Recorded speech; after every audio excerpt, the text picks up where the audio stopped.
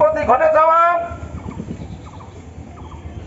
ঢাকা বিশ্ববিদ্যালয়ে Dhaka medical college হাসপাতালে একটি দালাল বিরোধী অভিযান চালায় পুলিশ এবং এনএসআই।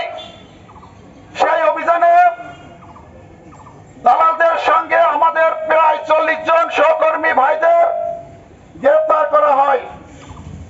এটা বিনা কারণে আমাদের সহকর্মী ভাইদেরকে গ্রেফতার করলো। এই গ্রেফতারকে আমি ঘৃণা ভরে তীব্র নিন্দা ও প্রতিবাদ জানাচ্ছি।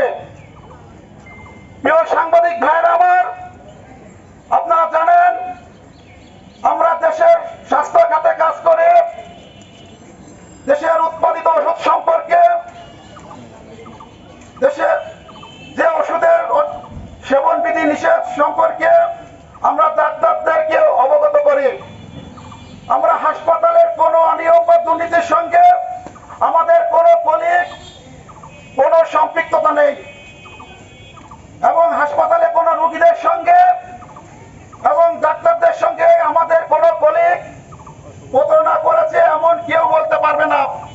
এরপরে আমাদেরকে শুনতে হয় আমরা নাকি দালাল। প্রিয় সাংবাদিক ভাইরা আমার, আপনারা জেনে অবাক হবেন,